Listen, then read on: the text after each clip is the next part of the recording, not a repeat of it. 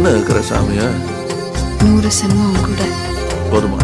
100 சென்மம் நமக்கு போதுமா? வேற வர ஏதும் கேப்பமா? சகாவரம் கேப்போம் அந்த சாமிய